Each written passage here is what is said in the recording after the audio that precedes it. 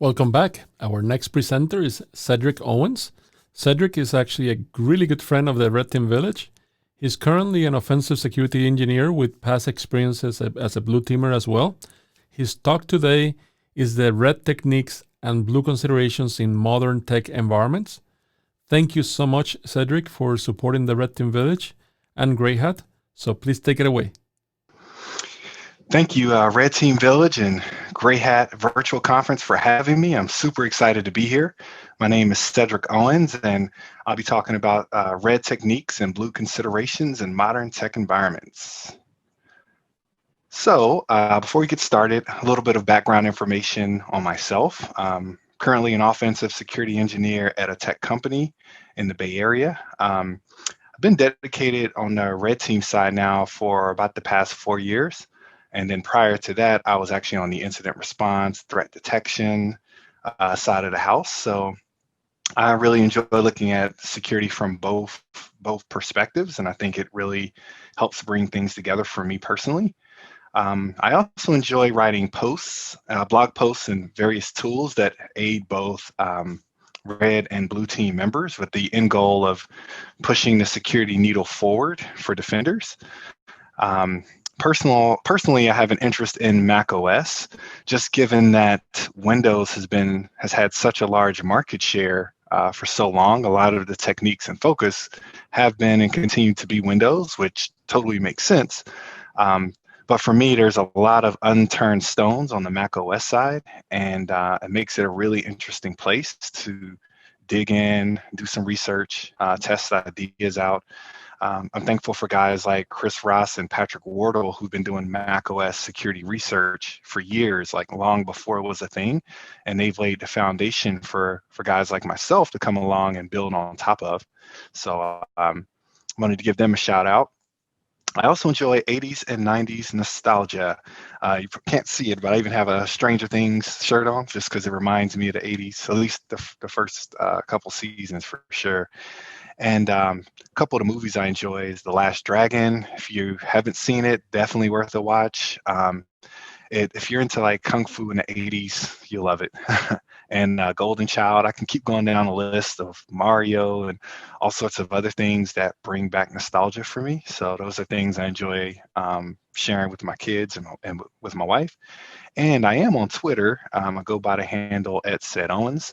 So occasionally I will post things on Twitter that might be of interest for defenders as well as offensive engineers. So for today's talk, I plan to start off talking about modern tech stacks and deployments.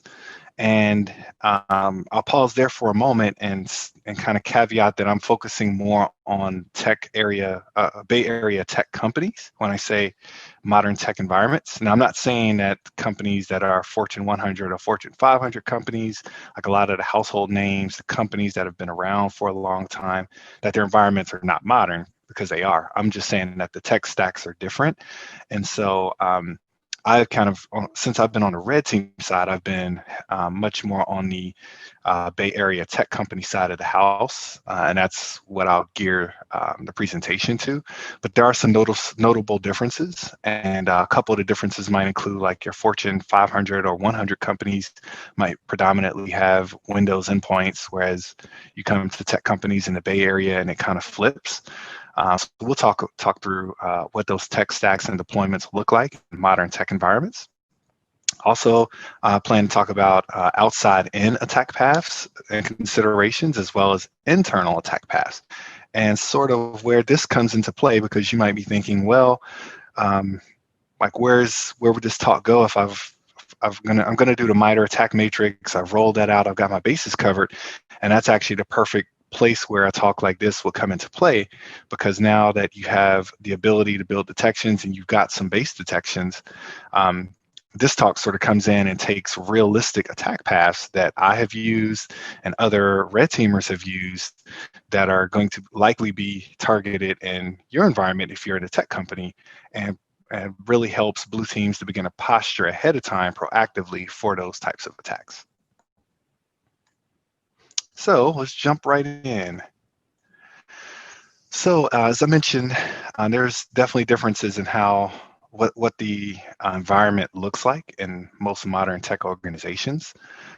Starting with endpoints, you find that it's mostly Mac OS, as I mentioned earlier. So it's not uncommon at all in a lot of Bay Area tech companies that you may find 80% or more of the users' workstations or laptops are on Mac OS, with maybe 15-20% being Windows. So kind of flip-flop of what the rest of the world is used to. And there's a concept of, well, I won't say it's started by the Bay Area tech companies, but the whole idea of AD federation and integration is used heavily in Bay Area tech companies, where you have an identity as a service solution, and you may have other portals and services, and they all use Active Directory credentials. So you'll see those types of setups in tech companies. There's also a concept of realms, where you have one realm where users and their workstations and their productivity apps live. You may have another realm where development and testing happen. Another realm where your live applications or your live code lives, maybe customer data. So there's a concept of realms, and we'll talk through that as well. The CI/CD pipeline is pretty much at every Bay Area tech company that I've encountered, and it basically creates a modern, consistent, repeatable way to move code through various environments until it goes live. And so we'll look at an example of what that looks like. You'll also see cloud services in modern tech environments where like years ago, a lot of things were hosted on-prem, and now you're starting to see a shift where either it's hybrid or maybe most of the stuff is in the cloud now.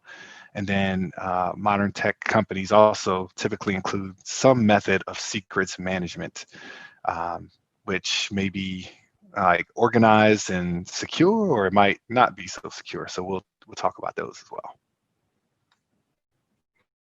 So from an endpoint management perspective in most tech companies, one solution I've seen that's pretty common is Jamf, and a very high-level overview of it here is that there's an admin server that, like a subset of your IT engineers would administer and control, and the Jamf admin server pushes policy scripts, configurations, etc., over to the agents. And in this case, the agent is any MacBook in the environment that's managed by Jamf, which means it has an agent running on it. And for each managed endpoint, it has the ability to perform self-service, which is also run through Jamf. And essentially what it is a list of apps that IT has already vetted and approved, and that users can just open self-service and install it rather than having to submit a ticket, maybe wait a couple days to get the ticket resolved. It's pretty efficient, actually, pretty neat setup. So another look here, you've got your Mac fleet getting its configurations from the Jamf management server. And then on the back end from the Jamf management server, you have your Active Directory binding. And so that is what allows your users to log into their Mac with the same credentials that they use, like to log into like VPN portals or other publicly facing login portals or other services in your environment. That Active Directory Federation is used here for endpoint management as well. And one thing to be aware of is in a lot of organizations, you'll find that admins do perform some type of remote management of the Macs.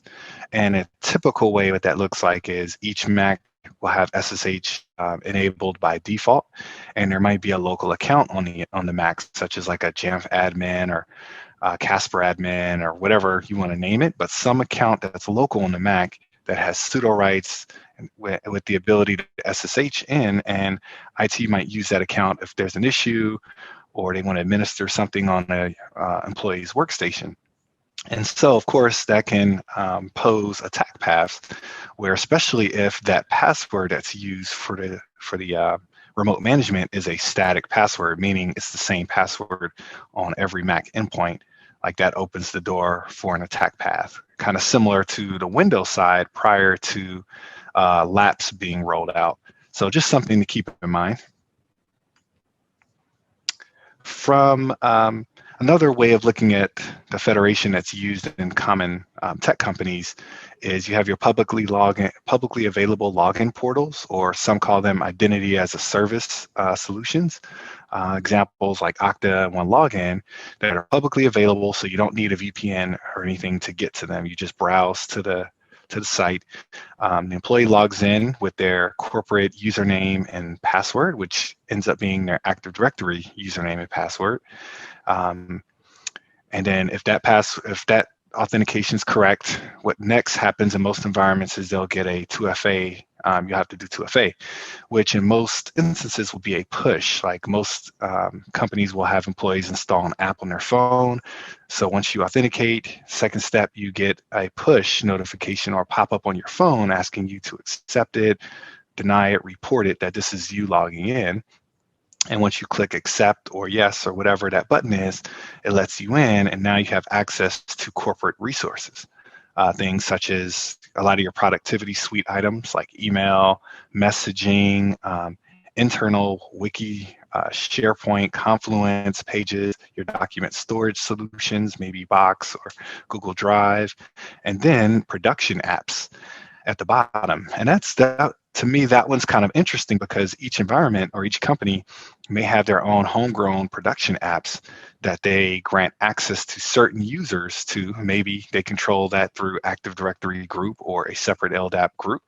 And if you're in that group and you're authenticated inside of your identity as a service portal, you then are able to access production apps as well. And how that looks could also differ. Like some organizations just might let you click the little tile in your portal and let you right into the production app. Another one might require a different set of credentials to log into the prod app, or another 2FA push. So what that implementation looks like is different, but this is pretty common in what you see in a lot of tech environments today.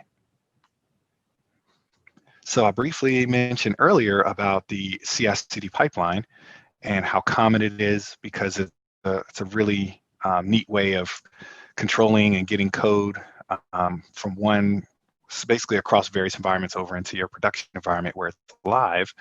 And again, this looks different when you talk about what's being used, but the general flow is pretty similar across most tech companies today. And a general example might be like a developer goes to internal Git, adds a repo, and then when they're done with their code in the repo, they may make a commit to trigger a Jenkins build.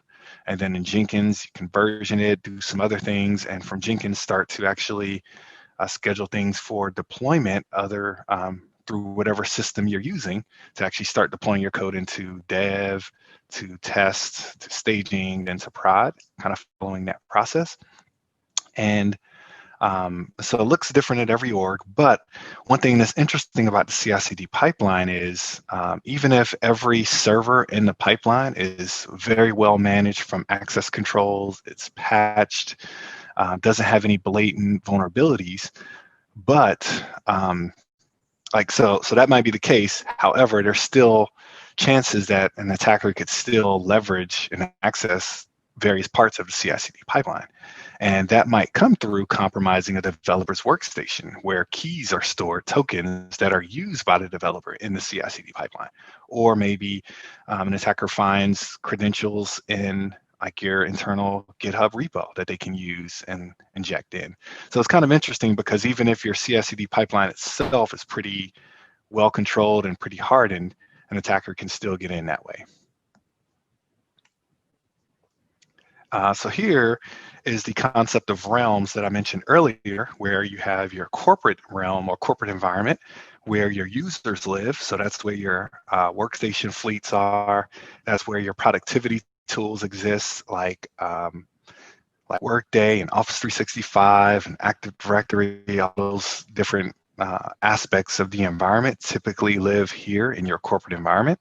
Then you may have a dev, maybe even a stage or test environment where your developers are taking code projects that they're working on and tweaking them, testing them, working through their projects. And then you've got your production environment where your live sites, live code, live apps live, and also depending on what your company does, maybe there's customer data storage housed here in your production environment.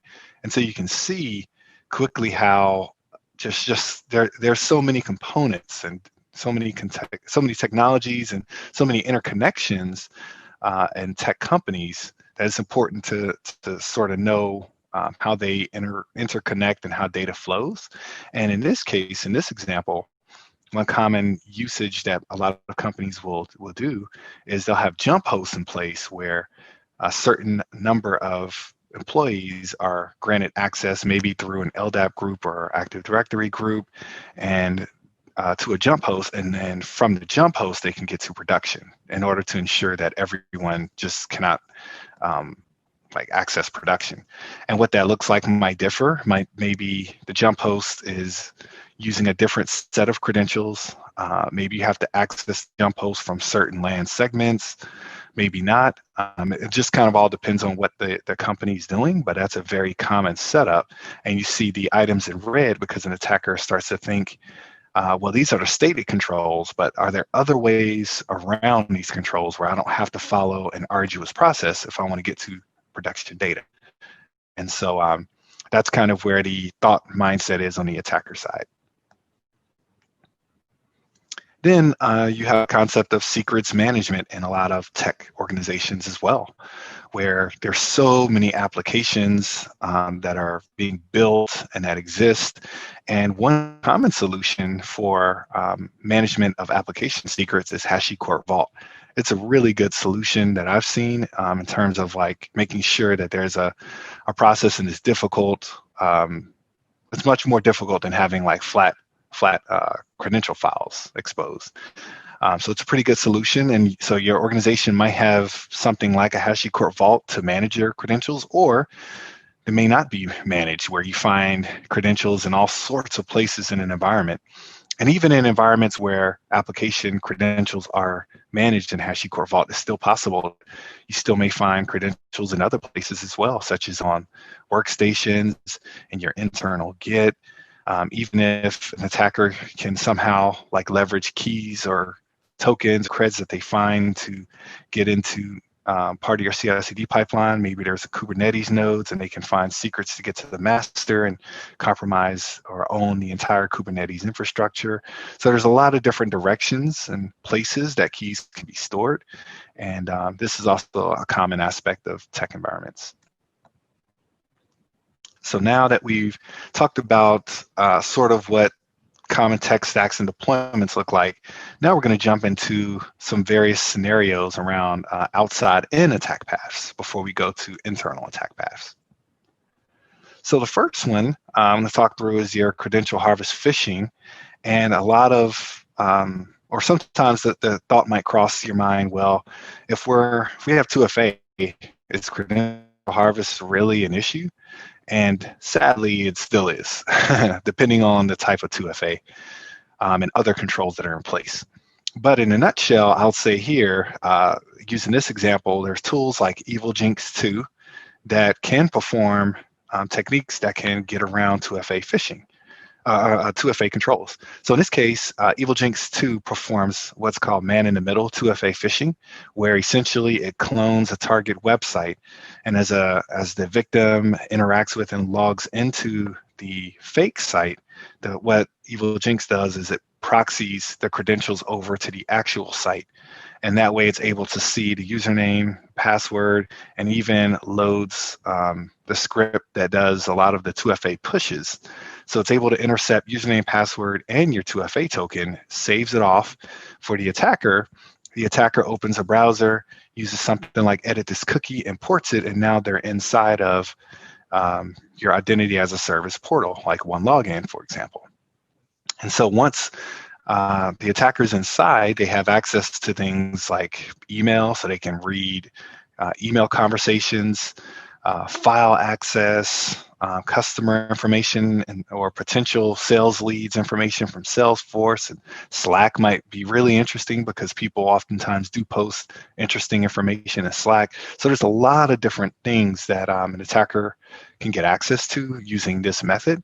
And here, there's a lot of different ways they could go. They could even go the next step and do internal phishing, which in my mind is actually more dangerous than external phishing, because the emails are actually coming from like your organization's email accounts, which could lead to further compromise. Or maybe in this case, if the objective is to get access to sensitive data or a production application with customer information, and that there's a tile for that inside of Okta or OneLogin, for example, the attacker may be able to meet their objectives without ever needing to put a shell on a host.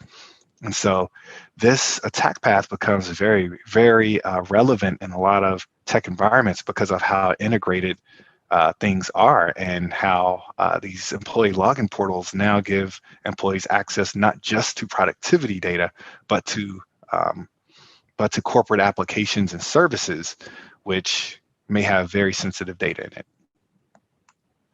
So for that attack path, some blue team considerations would be checking to see if you have the ability to identify compromised tokens. Like, do you have that visibility? Do you have the log sources? And then if so, do you have processes in place for token revocation? Can incident response team do it? Do they have to go to IT to do it? Like, what does that process and workflow look like?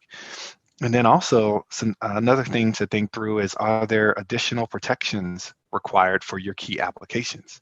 So if you have an application inside of the Okta portal or OneLogin portal that gives access to like sensitive or customer data, things like that, then these are valid questions to think about. How, like, once someone's in their Okta, can they just click that portal and just get right into that app? Or do they have to authenticate with a separate set of credentials? Is there another 2FA push?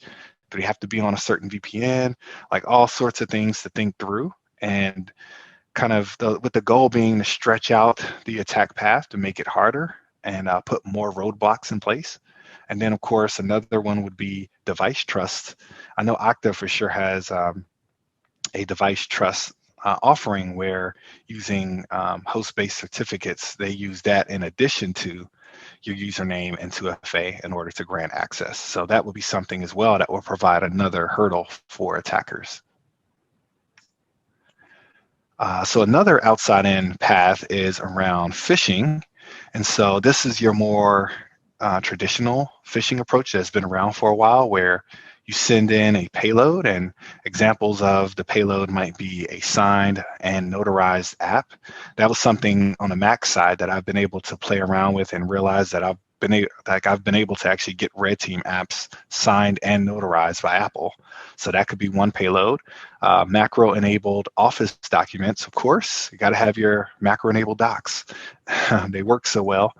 And DMGs with files embedded inside of your DMGs, like just examples. And you may attach those directly to the email. You may have a link where it's hosted elsewhere, but you send your payload, user detonates, and now an attacker has access to the Mac. And most environments, or I'd say in most instances, like you're going to be sandboxed if you're coming through like Office enabled macros that someone ran on their machine. You'll be inside of the app sandbox. So some of these items you won't be able to do there. But if you're using something like a signed and notarized app, then you'll have full access to the system as that user for the most part. And you'll be able to do things like enumerate host information, get some information around what the local IP address is, so what subnet they're sitting on. You could even prompt them for credentials or look for credential files on the system, for like AWS or SSH keys. And long story, you can just continue the same process until you get further enough in the environment where you're able to accomplish your objectives. So some blue team considerations for this scenario. One of them is around parent-child detections in terms of processes on Mac. So thinking about things like Office document spawning shell environments. So it might be bin sh, bin bash, bin zsh, having the detections for those, as well as Office spawning curl or OSA script, Python spawning multiple like shell children, and just sort of thinking through like how an attacker would use Office documents or Python on systems. Just I call those two out because those are still two very common attack paths on Mac. Another one is user agent string analysis. So one of the payloads I mentioned was assigned a notarized Red Team app that you could use. And I built one myself, and I noticed that by default, the app had a very unique user agent string where it was in this format here in pink, like app name, app version, network version, Darwin version. Unless I had to actually go in to manually modify that in order to change it. So even though that's pretty low-hanging fruit and attackers are likely to change it, or they can change it, I still think it's worth having some visibility into user agents and what some of the least common user agents are, because you still might find some attackers that did not change that in your environment. Also, it's pretty difficult. Like I just put a note here that as much as awesome as it would be to just inventory unique apps that are downloaded and kind of have a baseline and look for patterns, that's awesome, but I think that's pretty difficult to do in most environments. And so that's kind of why I alluded to something more actionable like your parent-child relationship detections or user agent string analysis. Another item to look into for execution on macOS was done by Chris Ross, and he talked about ways to silently install browser extensions. And so an example of the command line might be down at the bottom in turquoise. And so you could search for uses of profile install on Mac hosts. And I would guess you get a lot of hits initially for that, but maybe as you take that and you start whitelisting or anding other things to it, you hopefully eventually can work down to a small subset that just looks for this type of activity in your environment. So that's another consideration that blue teams could have. And then interesting scenario was Schleyer report from Intego came out earlier this summer, and just Schleier's been around for a while in terms of campaigns that attack Mac.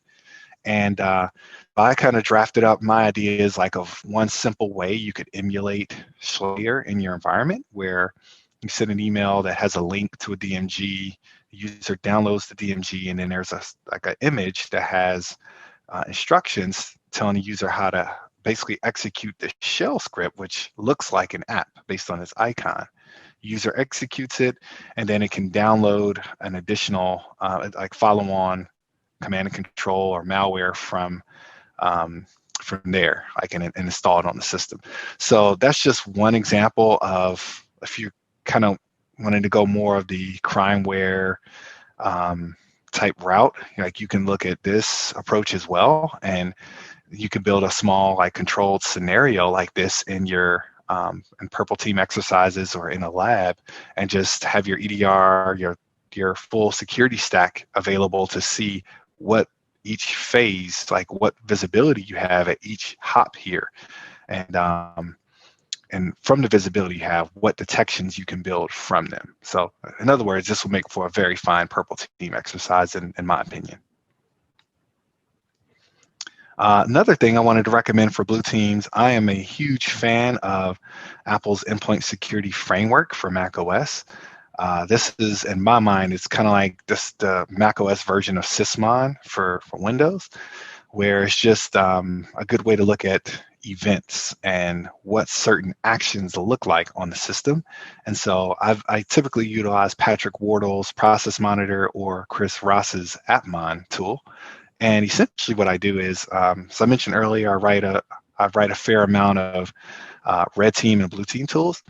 So for red team tools that I'm writing specifically for macOS, I'll run something like Process Monitor in the back first, and then I'll launch my tool or some technique through my tool, and then I'll stop it and take a look at Process Monitor and see what the actual events were that were seen.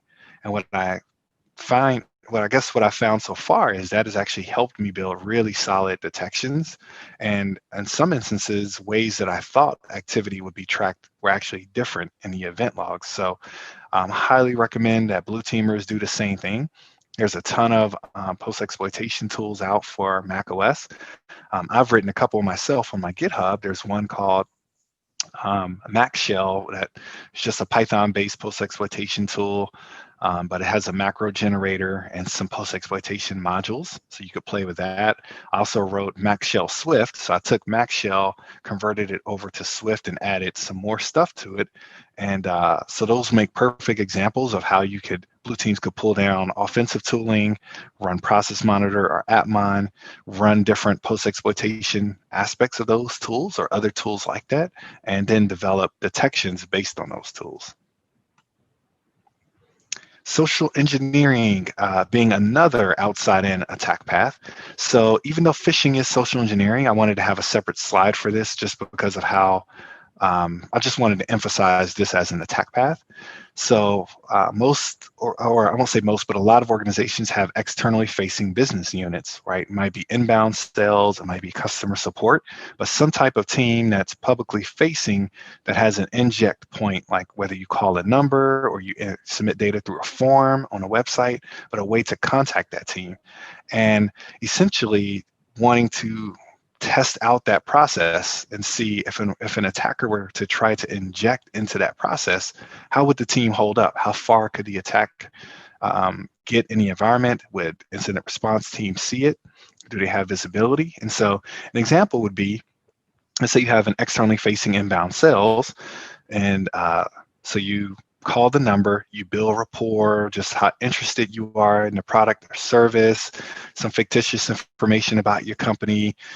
You get contact information, you follow up with some exchange, follow-up emails, so you're continuing to build rapport. And then maybe after several rounds of emails, then you send an email, and maybe the script could be something like, hey, thanks so much for all the help you provided. Very interested in your product or service. Here's an attachment of the proposal that I wanted to send your way that we've talked about in our phone discussion of how I think your product might fit in our environment. Please forgive me. We have a very small team, and the guy that runs our IT shop loves to use macros in order to display these fancy images. So you will have to enable macros, but I really want to send this to you and get your feedback on how we can move forward from here. Like something as simple as that. And then you see what happens. If it's detonated, you get access. And then from there, you move on to your post-exploitation and your objectives. So this makes a very interesting attack path, because sometimes like your systems that might be used by a publicly facing team, such as a customer support team, that might be slightly different email flow than a typical email to an employee. Meaning there may be controls around an email that's sent to an employee that are tighter, perhaps, than emails that are sent over through the ticketing system that might be used for customer support. Like if they're using Zendesk, as an example, there may be some gap in security controls. So this is a really good test, in my opinion, to check out. Now, on the blue team side, some things I recommend is kind of thinking through what security procedures have been laid out for these publicly facing teams. Like, are they aware that they're going to likely be targeted at some point since they're publicly facing? And if so, are there procedures in place? Like, how would the team react if they realize at some point that this is probably an attack, maybe a compromise happened even, like, would they know who to reach out to? And then if they have procedures, how often is the team tested that they're following the security procedures? Like, when does incident response get involved? And then it's a good chance for incident response to see if this attack path happened, like where are the visibility gaps along the way, and how can CERT begin to address those? So these are just some things to think about proactively for that attack path. Of course, another one being external is going to be your public asset discovery. So that's going to happen pretty much at every company anyway. And So externally, things like you may start off, an attacker or red team might start off doing internet registry data, just kind of searching for the company's name or domain names, trying to get ASNs, AS numbers, and then taking those ASNs and getting IP blocks and ranges that belong to that company, which are typically going to be hosted on-prem in a data center by that company. Also doing things like Shodan, census searches, things for like looking for net blocks of what services and applications are running in their IP space, even SSL certs. So that one is a good one for me because you can search for an organization's name in SSL certs and you'll find services and servers that the organization runs but are not on-prem, but are actually hosted by a third party or by a cloud provider. So that's really helpful. Also, cloud asset enumeration, so tools like Cloud Enum or Cloud Brood. I learned about Cloud Enum from Bo Bullock's Breaching the Cloud training. I highly recommend it, really good class.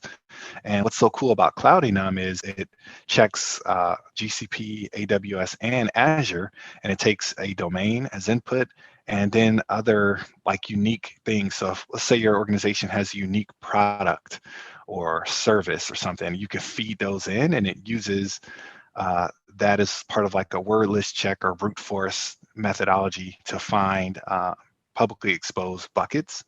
So definitely something that red teams and attackers will look at. Also, publicly available files. Power Meta was written by Bo Bullock, really cool as well. And it's a PowerShell script that uses specially crafted searches for Google and Bing to find things that might be of interest, like PDFs or Excel documents, things like that. Searching for exposed secrets in GitHub. So I think we've all heard about like real life scenarios of that recently in the past couple of years. So just these are going to be things that attackers will run as well, looking for credentials in your GitHub repos, and then DNS subdomain brute forcing. So tools like GoBuster, where you might find other interesting hosts owned by your organization.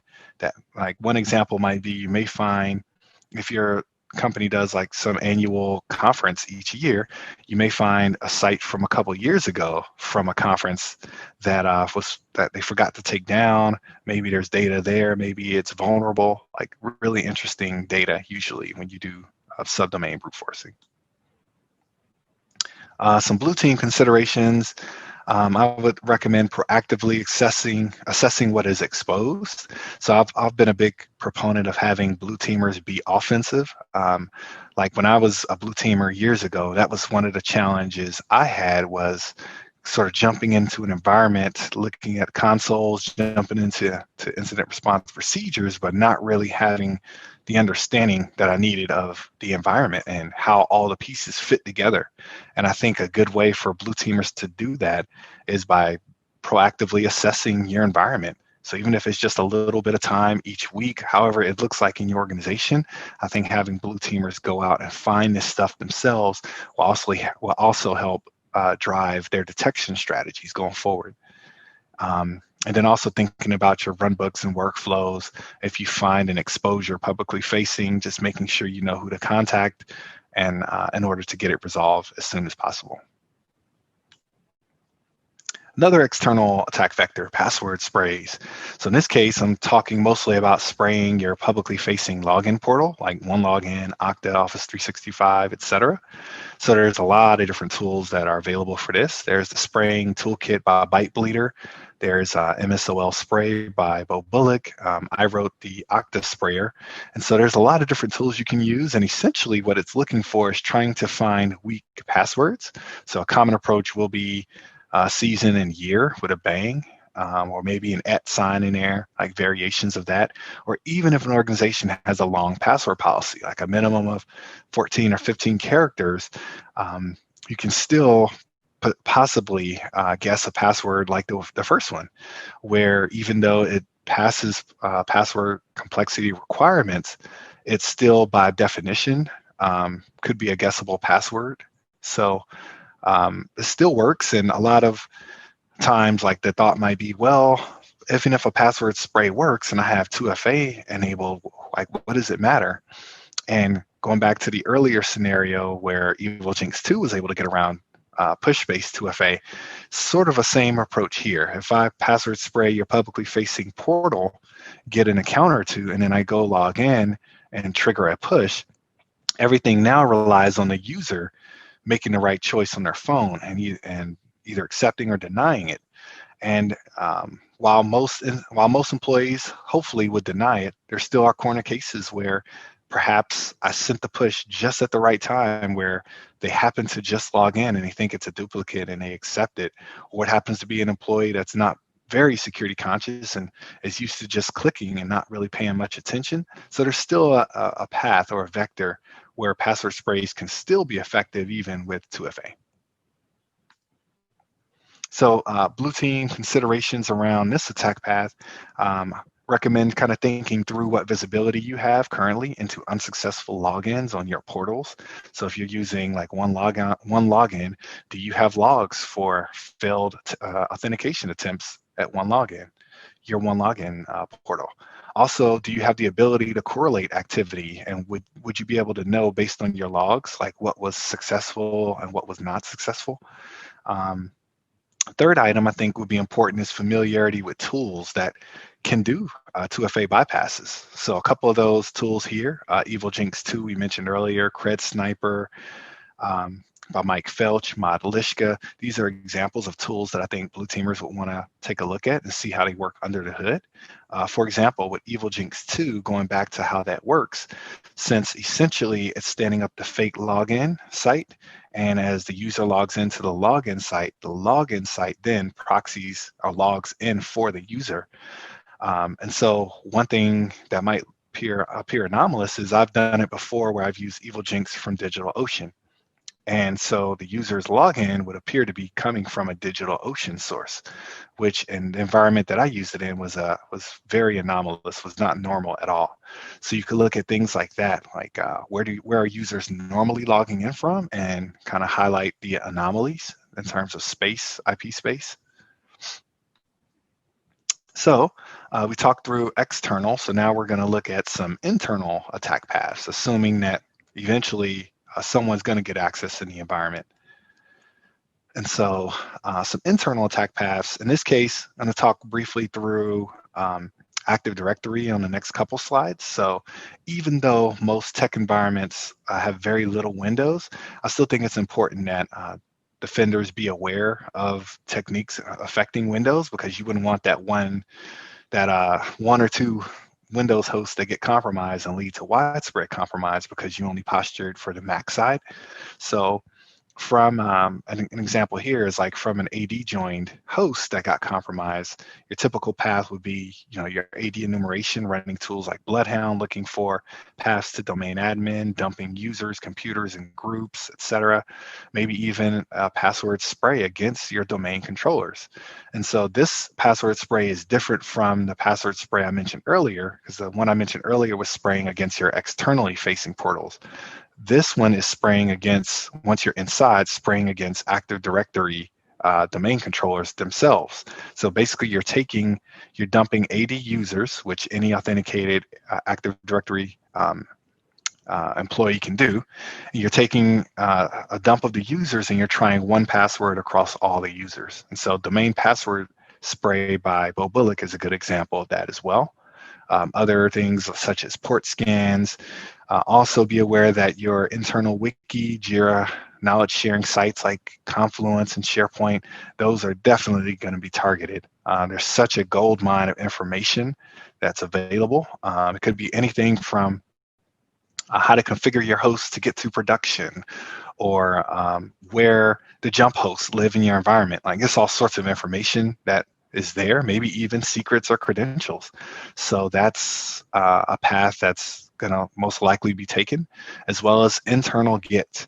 And what's interesting about internal Git is there's some comfort level that this enterprise Git is not publicly facing, and so maybe we don't have to have such strong, stringent controls over our internal Git. But I would actually argue that it will be targeted just as much as the external one, because there's probably juicier data on your internal Git. And so things like AWS keys, webhooks, SSH keys, like all sorts of good information, tokens, like that could be found in internal Git. Definitely provides a way for attackers to move laterally in the environment. So this is the next slide, just kind of looking at your traditional Active Directory attack path, where the first goal usually is finding, like after you try your normal things like password sprays and curb roasting to try to get access to accounts, you might also try looking for misconfigured servers. So things like Jenkins with the script console exposed, or Apache Tomcat with default creds, or WorkZoog running in debug mode. So looking for things like that result in a quick compromise. And depending on each host, what it's running on, if it's Windows, then you may find that you're able to get cached credentials that way. Or if it's running on Linux, you might find that there's a lot of SSH keys, especially on Jenkins, that you might be able to leverage, maybe even some cloud credentials that are stored there that you could use to look for secrets in the metadata service of your cloud provider, things like that.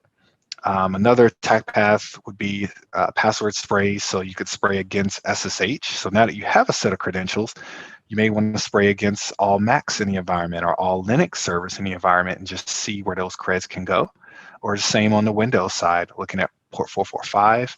And then your typical domain compromise path, where you land on a host where privileged credentials are cached, you dump those credentials, and then you impersonate those credentials to get to domain admin, even create forged tickets.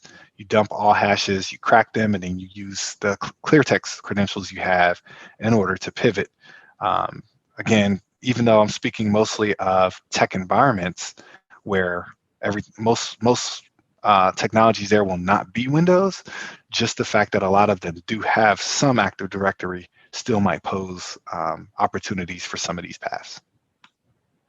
So blue team considerations around this internal attack path would be things like what visibility do we have in the port scans or sweeps? And when I say sweep, like I would typically run a check for everything on 8080 as an example. So just one port, but checking that one port across tons of hosts. Like, do we have visibility into those types of recon checks? Do we have any visibility into password sprays against Active Directory or against SSH? Can we see the one-to-many relationship in our logs? Can we search, another idea would be proactively searching your internal knowledge sharing sites just so you know what's there and you can get those things removed and fixed versus like finding out through a compromise. And then also detections for your common AD abuses, such as pass the hash or DC sync, golden or silver ticket generation, etc. So these will make some things that blue teams could consider for this attack path. So going back to CI/CD hosts, what makes them so interesting for the next internal attack path is that they could provide a potential path to production, and it's common at times that you may find misconfigurations on CI/CD hosts themselves, like especially with Jenkins, you may have the script console exposed, you may have the ability for unauthenticated users to run jobs, which you can embed shell scripts into, things like that. And so for CI/CD hosts, like we're going to check for internal Git, looking for secrets. If we get access to workstations, we're going to look for secrets stored on the workstation, as well as in Slack. Maybe somebody has pinned or posted credentials in Slack. So those are paths of going after secrets for CI/CD pipeline. And another interesting thing to do, which would be an interesting test, is you could start on one side of the pipeline where you build a repo and you add this Docker file with an entry like this, just running a basic bash reverse shell.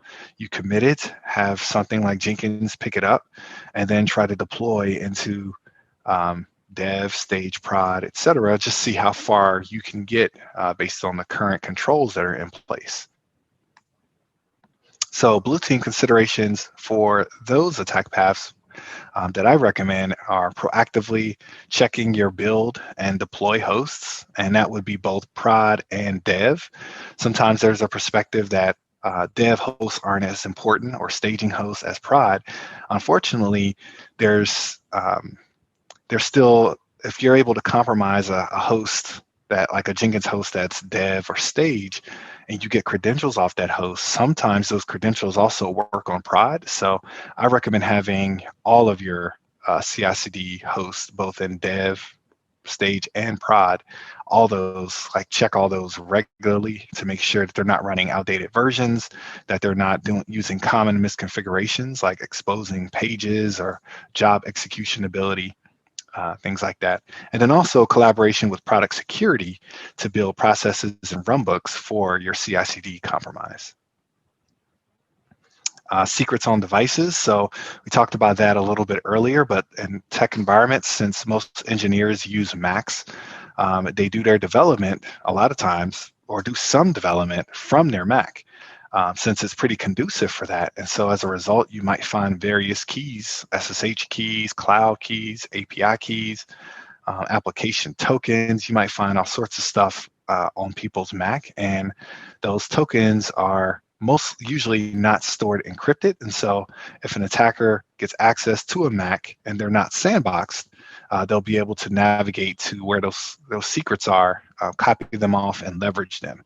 One tool I wrote as a proof of concept is called SwiftBelt, and it's specifically for Mac OS, looking for enumeration, and it has the ability to check for these kinds of keys. So that's a tool that blue teamers, you could pull down and play with, and run endpoint security against it and see what those behaviors look like.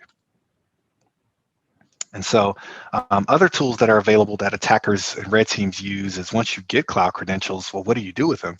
So on the AWS side, tools like Weird Owl by Chris Gates or Paku by Rhino Security Labs, they're full-blown like AWS post-exploitation kits where you can take a captured set of keys and do lateral movement, privilege escalation, really cool stuff.